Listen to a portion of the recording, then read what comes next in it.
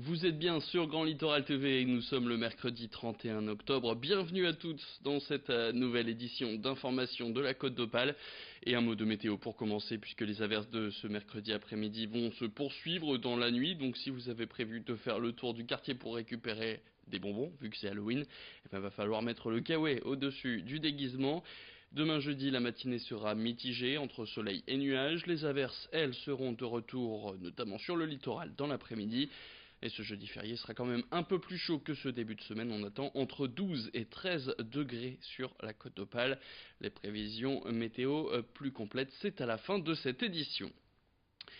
Et l'actualité, c'est cette visite d'Anne Hidalgo, la maire de Paris, qui était donc du côté de Dunkerque hier pour voir comment fonctionnent les bus gratuits afin de s'inspirer de cette méthode et peut-être de l'appliquer dans les transports en commun de la capitale. Une politique qui permettrait de réduire le nombre de voitures qui circulent dans le centre-ville parisien. C'est une des promesses de campagne d'Anne Hidalgo. Même si les problématiques des deux villes, Dunkerque et Paris, sont très différentes, Anne Hidalgo semble vraiment intéressée par cette gratuité qu'elle a déjà commencé à appliquer dans la capitale pour les 65 ans et plus, à certaines conditions. Anne Hidalgo, on l'écoute d'ailleurs tout de suite. Elle revient sur les choses séduisantes du bus gratuit à Dunkerque. Écoutez cette interview signée Corentin Escaillé. Le fait que Dunkerque ait démarré sur des initiatives le week-end, je pense que ça c'est très intéressant, c'est cette progressivité, cette démarche. La démarche qui a consisté à faire le point de tout ce qui pouvait être positif, ce qu'on pouvait attendre de la gratuité, mais ne pas occulter les éléments, les inconvénients, le coût notamment, et de voir ensuite quelles décisions prendre. Est-ce qu'on décide si le coût est tel d'y aller quand même.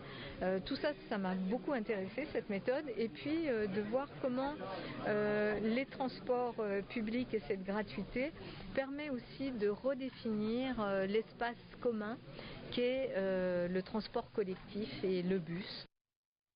Autre actualité de la région, hier à Lille, deuxième édition de la Coupe de France de football des sans-abri. Un projet porté par la ville et organisé par le collectif DSDF. 14 centres d'hébergement se sont réunis, avec chacun une équipe, pour s'affronter sur des terrains de foot. Des participants qui viennent de toute la région, par exemple Maubeuge ou Valenciennes. Pour l'instant, cette Coupe de France n'est en fait que la Coupe des Hauts-de-France. Mais le but à terme, c'est qu'elle puisse être étendue à tout le territoire national.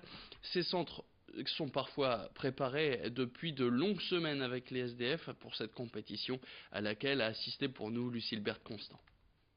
Je trouve ça important parce que justement ça permet aux gens de tous se retrouver et des personnes qui sont en situation d'exclusion sociale justement de passer un bon moment et aussi de se valoriser parce que c'est dans des moments comme ça où ils se sentent mieux et voilà, l'esprit d'équipe aussi. Ancienne sans-abri, je trouve ça important justement de jouer pour les sans-abri. L'année dernière j'ai joué, il me semble que j'étais la seule joueuse, mais c'est très bien, j'aime.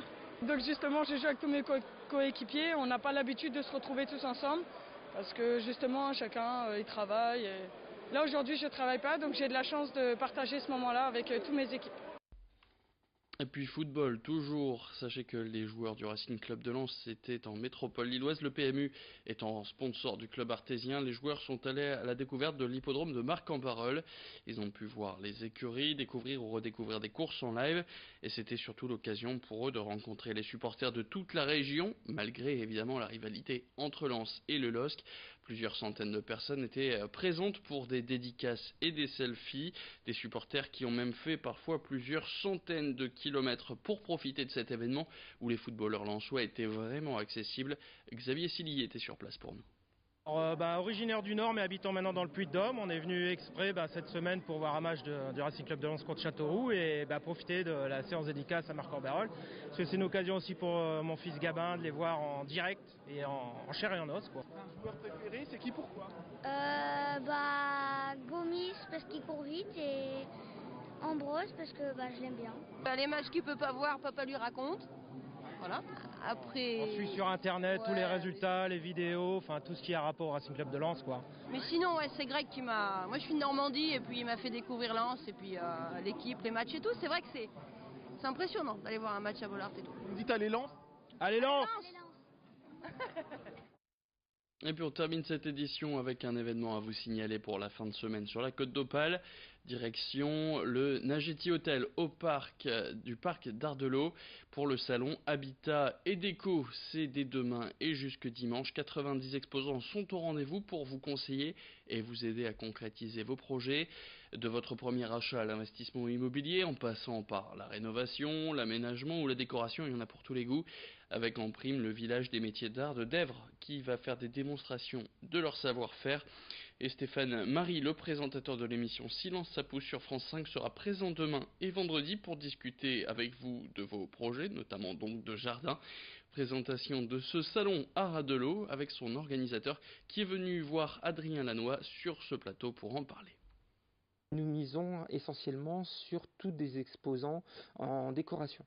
Voilà, c'est-à-dire qu'il y aura vraiment des exposants, comme vous disiez très justement, en gros œuvres, avec de la véranda, de la menuiserie, pisciniste, des poêles à granulés, voilà, tout ce qu'on peut trouver en général. Classique, oui. Par contre, on a un partenariat avec le village des métiers d'art de Dèvres, donc, et puis également d'autres artisans, et on aura une vingtaine de magasins déco, puisqu'on a un attrait particulier pour la déco, et on pense sincèrement qu'aujourd'hui les visiteurs viennent non seulement pour du gros œuvre, mais viennent également pour voir les nouveautés, pour de la déco, pour designer un meuble qu'ils avaient, pour le customiser.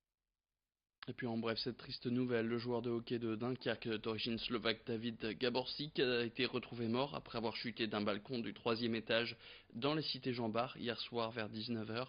Le jeune homme de 25 ans était mort quand les secours sont arrivés sur place. Il jouait au Corsair de Dunkerque depuis 2017. C'est la fin de cette édition. Merci à toutes et à tous de l'avoir suivi. Tout de suite sur Grand Littoral TV, vos prévisions météo et l'info revient dans le prochain quart d'heure.